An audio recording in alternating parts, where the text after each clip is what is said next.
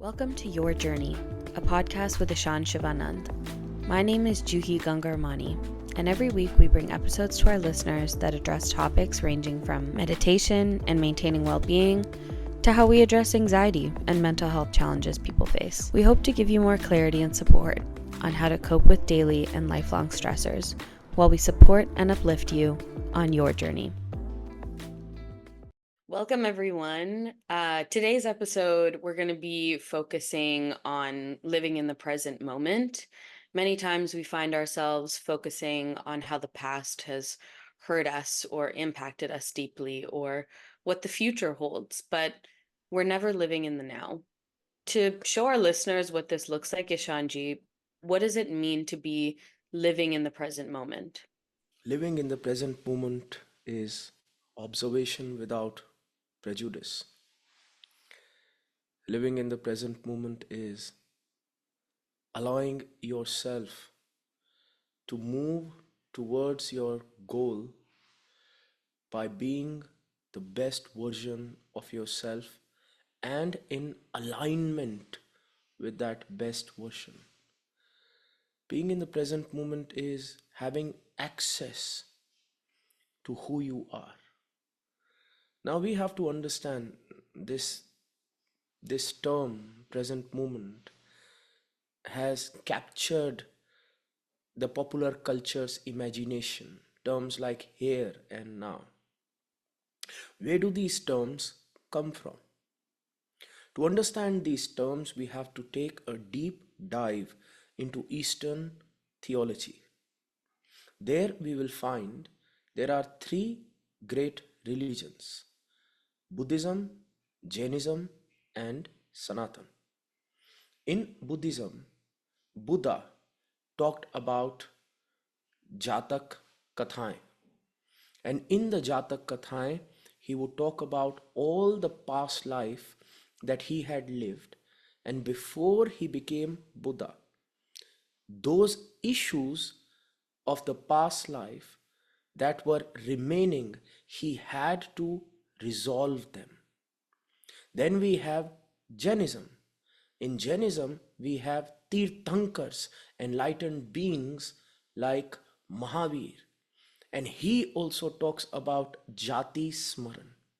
And Jati Smaran just is that if you wanted to go ahead, you cannot go ahead if the past is pulling you back. So Jati Smaran would be going deep down into your subconscious, looking at every unresolved issue that we have, every pain and suffering that is a residue of the life that we have lived. And in the words of Princess Elsa from Frozen, letting it go. The same is with Sanatan Dharma. Sanatan also talked about that if you have an objective, if you want to reach anywhere, but if you are burdened by your karma, then it is very, very difficult to reach to that objective because that karma is pulling you back. Imagine we are in a car and we want to go somewhere, and the GPS that's in our car is giving us wrong directions. The same Sanatan talked about that if you reach places you don't want to be, then rather than crying, look deep down into your Gyanmaya Kosh, subconscious, and look at your belief systems. What are the belief systems that are making you choose the path that you choose? And all these three great religions, these three great theologies say that it is only through meditation, contemplation, that we can start to go inwards and we can start to then resolve the past, let it go, and be truly present. Let me define it for you in the most easy manner that I can. Before we begin the podcast, you and I were chit chatting on what you were drinking and what I am drinking. I am drinking a black color liquid which is diuretic, known popularly as coffee. Now, if I drink a liter of coffee, then eventually within 20 minutes, I would have a great desire to use the toilet. At that moment, when I am almost ready to burst, ready to go to the toilet, somebody comes to me and says, I want to discuss with you great wisdom. I love you and I want to talk to you. Do you think I will have the sensibility to talk to that person even if I have a great desire to listen to them? No. My bladder is about to burst. I will be jumping, and even if I force myself to be in that situation, the only thing going on in my mind would be pee, pee, pee, pee, pee, pee. At that moment, if I want to be in the present moment, I must allow myself the time to run to the washroom, let go of the unnecessary burden that I'm carrying. And the moment I let it go, I'll feel joy. I'll be in the present moment and I'll be happy. The trouble that comes in popular culture is people force themselves, say that they want to be in the present moment without doing the homework of pulling the arrows, the emotional arrows from this war ravaged body and mind, from the wars and the past that we have lived. And then I will say, I cannot meditate. I cannot meditate because I am pushing myself to be in the present moment without working on resolving the issues and without letting go. Being in the present moment comes automatically once I release and I derive freedom from the past. I loved your analogy of using arrows to describe what we've gone through. And unless we're able to take those away for a minute and just take the time to focus on who we are, we're not able to move past in a healthy way that we're able to actually live in the present moment. A lot of people might think that living in the present moment may not necessarily matter because we're living for the future. Why does it matter that we focus on the present? There may not be a future. There is no guarantee for a future. I was reading about this Greek philosopher who did something naughty and he was about to be hanged for it. And just before he was being hanged, he was reading a book. So the people who were in the jail, they asked him, why are you reading a book 5 hours before you are being hung? And he said, for the same reason I read a book 50 years before I was about to die. The only difference now is I know I am about to die. But does it mean that I stop living? When people say, I will live for a future, they are procrastinating life. And we saw this many times when we do our research in mental health. Because the thought process is that if I achieve something, then happiness will come. If I acquire something, then joy will come, then self-respect will come. Not realizing that my emotions, my thoughts, my mind does not rely on any external factor. If it did, then I can give you countless example of people who are where you want to be, but they do not feel what you are aspiring to feel. That is why everybody is just running, because each time they get where they wanted to be, to feel what they wanted to feel because they are not feeling it. Then they run a little bit more. We think if we have one car, we will feel happy. We get one car, happiness eludes us. So we think maybe if we have two cars, maybe if we have three cars. It's so interesting.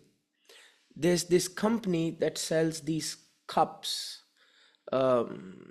just those cups in which you can put coffee and you carry them around. And I will not name that company because I do not know the name of that company. I think probably Stanley Cup or something. And it's a cup. And the company wasn't doing that great business.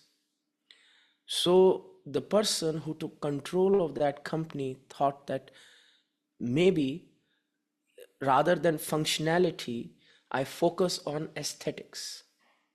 So what he tried to do was he started to create limited edition cups with limited edition colors, pink color, black color, red color.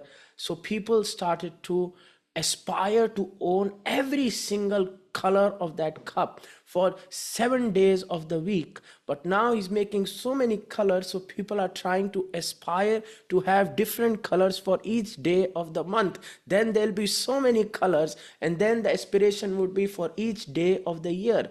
Now the cup job is still the same, to give water, but I am now imprinting that cup with something else, maybe some other fulfillment that I am going to get from that cup, which is not possible, because if I was going to get it from that cup, then one cup would have been enough, probably two. But if something is just making me repeat the action like an addict, then probably the fulfillment that I am looking for does not exist in that action.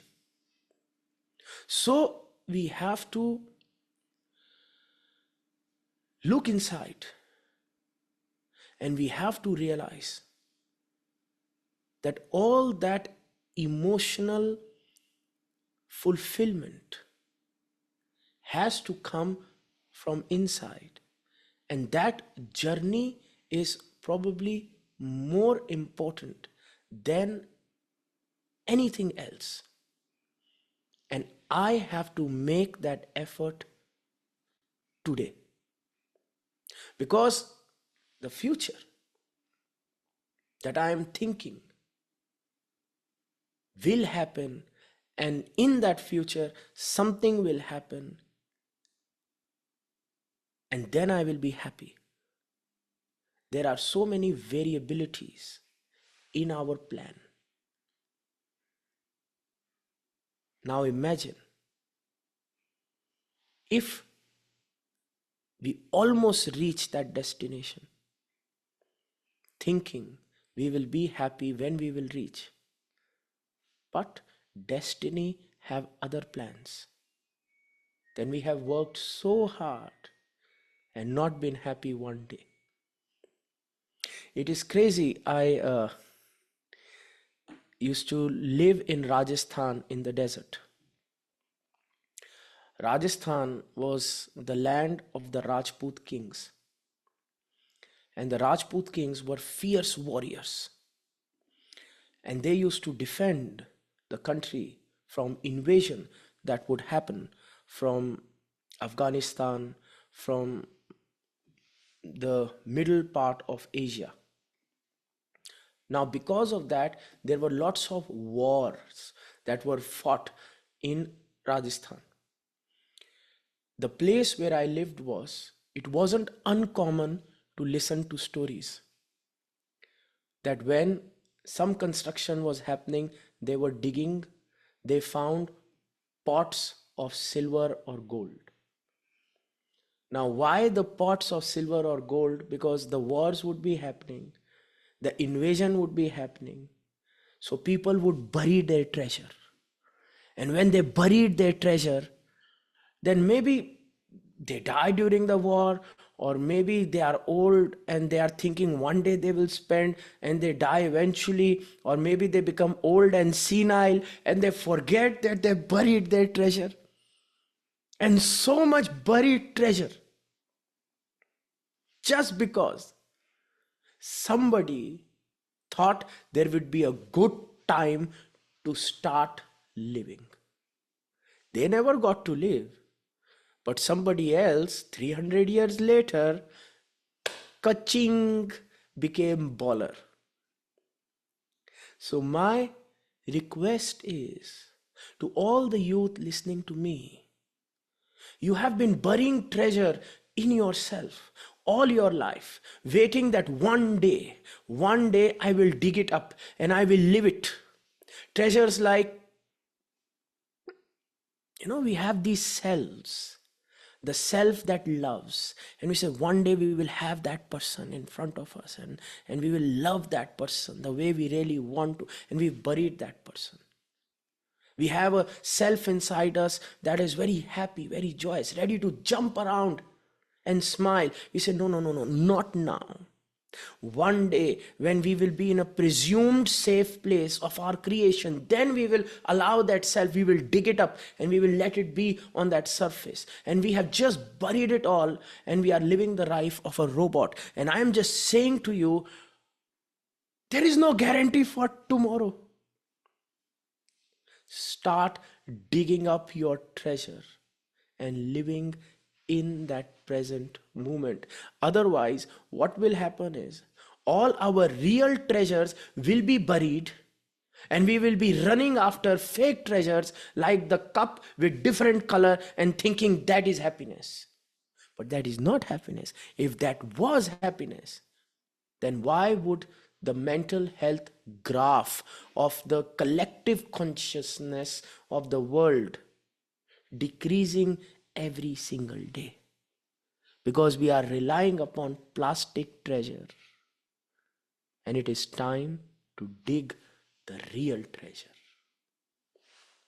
The way that you described having treasure within ourselves is so beautiful and poetic, because I think many youth struggle with realizing that they are such capable, strong, powerful human beings that have so much force of change and confidence in this world.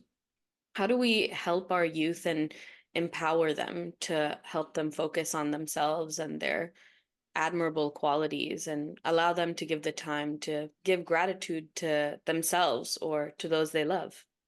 I am not the person who will help.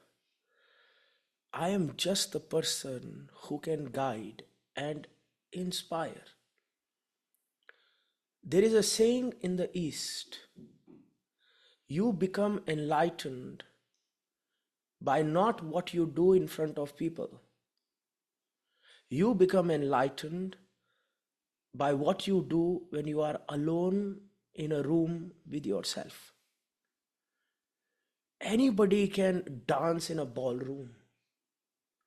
It's so easy to wear a mask. Everybody wears a mask. I may be feeling like crap, but I wear a mask and I smile, he. I may be very angry at my boss, but I know I need my dollar. So I'll laugh at his pathetic joke and give him mental punches. So I can be with you in public and I can guide you. But in the end, there will be a time in your life when you will be alone in a room with yourself. And when you are alone in the room with yourself, if you like yourself, if you love yourself, if you accept yourself, then you will take action that I have guided you or people like me have guided you towards. Or if there is some place where unresolved issue with the self exists, then that time when we are alone with ourselves, we will use it to numb ourselves away from ourselves. And that numbing behavior could be doom scrolling on the phone. That numbing behavior could be ordering unnecessary things from DoorDash. That numbing behavior could be addiction. That numbing behavior could be anything where I am just trying to drown myself in sensory stimulus. And if at that time I have the thought, somebody will come and help me, that superhero never comes. Superhero in leotards are just in movies. Why society has been mesmerized by the concept of superheroes today, especially we have never lived in such a time where every single movie and popular culture reference is a superhero, because there is this subconscious desire, somebody will come and save me, somebody will come and save. Nobody comes. Nobody comes. All the people that I mentioned, the Tirthankars, the Buddha, the Mahavir, they were alone in the forest with themselves.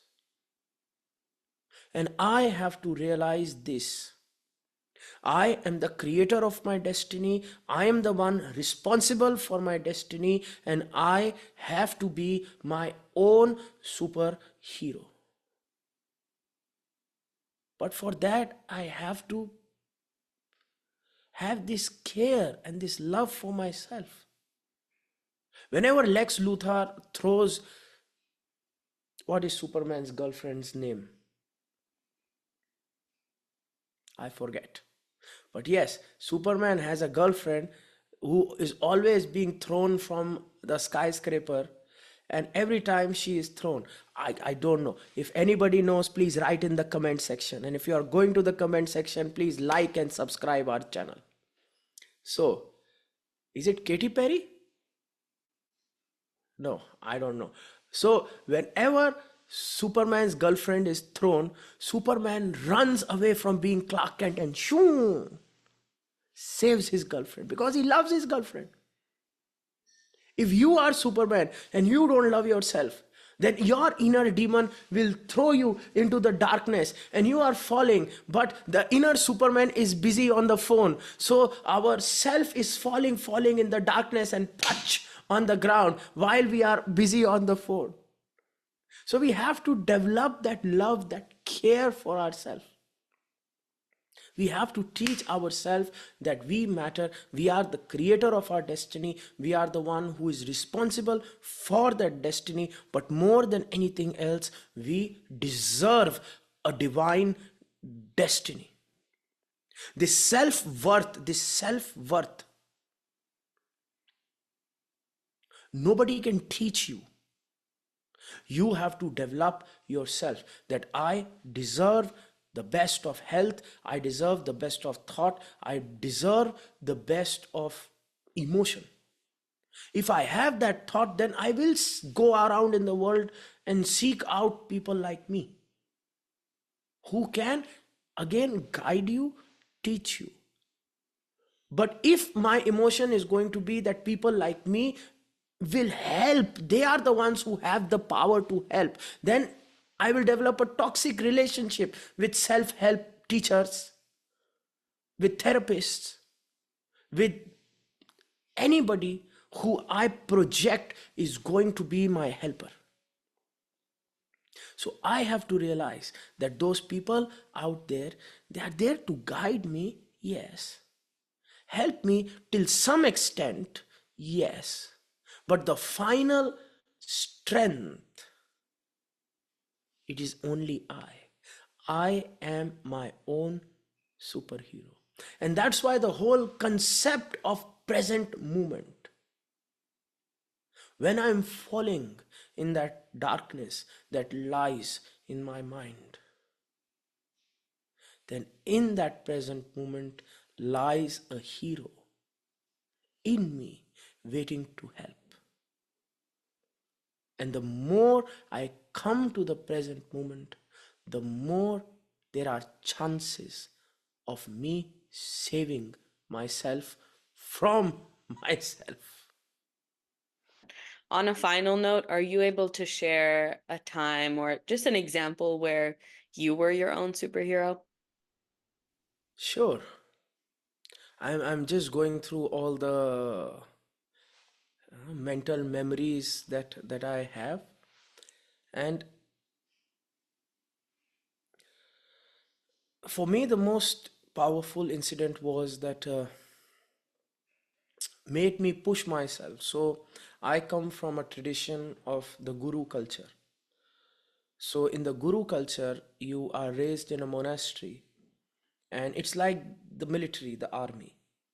There's a head monk who tells you what to do, and you train yourself to listen. You train yourself to shut up and listen. And the whole point of that training is, if he says run, you don't ask why. You ask how far. Exactly like basic training in the military. And I lived like that for almost the age of 25. And it is a very safe feeling, very good feeling. Because then I don't have to think. There's somebody to tell me what to do, what to feel. There's somebody to tell me, take left, take right. So you're happy, you're happy. Happy in that feeling of safety. And then at a certain age, my guru, the head monk, she told me, I am taking sannyas. And Mahasannyas is the point where the head monk just retreats onto himself, just cut ties with anything that is worldly. Imagine no care of food, of what to wear, just sitting in a corner, meditating and cutting the last ties towards civilization. And when he said that, suddenly I was in a state of shock. If you go into Mahasanyas, who will take care of me? This is this pain that comes, and is like losing a parent. When we cry when someone dies, yes, we are crying that they are dead, but somewhere that crying is also because now who do I have? What about me? Me, it's always about me. So I looked at him and I said, what about my teaching, my education? And he said, I taught you whatever I could. Now is up to you. And I said, what about all the tasks that we were doing? And he said, finish them. I said, what about all the objectives? He said, you are on your own. So that time, suddenly, when I had nobody to hold my hand, I stumbled hard, fell face first, splat. And I was just literally emotionally in a fetal position, rocking myself in a place of darkness, forgetting everything. And that happens when an incident like this comes in your life. You are like a deer, panicked, frozen in headlights, blinded. And that happens, the state of shock. And I was in that state of shock for a long time, where I was frozen, panicked. I knew a lot of things. Again, I will give the analogy of a soldier. A soldier goes through basic training, but suddenly when war happens, then the first thought is being frozen. What is happening around me? And the same happened with me. I was just frozen. I didn't know what to do. I didn't know how to complete the task. I did not know how to walk. I'd forgotten everything. And in my mind, I was sad and depressed because I was hoping that he will come back, that he will see that I am incapable, and he will come back from his Mahasanyas and he will hold my hand and things will be back to the way they were. And I was hoping for that to happen. Things will be the back to the way they were. And I waited and I waited and I waited and I waited. And then things did not come to the way they were. So then the acceptance of the situation came after the denial. And after the acceptance, in myself, I heard a voice that maybe I can. Let me try. So I tried walking. And when I tried walking, I saw I was capable. I tried to handle the projects of my guru, the head monk, and I saw myself succeeding. Now, all my life, I had received that training. I had those wings. I never used them. But thanks to the head monk, I had them. And now, when I could fly, I stretched the wings a little bit more. And I could fly a little bit more. And then I started more projects. And more things started to happen the way I imagined they would. And then one day I went to see the head monk and he was meditating in Mahasanyas. And I just looked at him and I said, I did it. And he just smiled and said, I know, now get lost. So I think that was the time when I became my own hero. And I was pushed to find that hero within me. Thank you for listening to the Your Journey podcast. Make sure to follow us on social media to keep up with the latest episodes with the @your_journey_podcast. We hope to join you again on the next episode of Your Journey.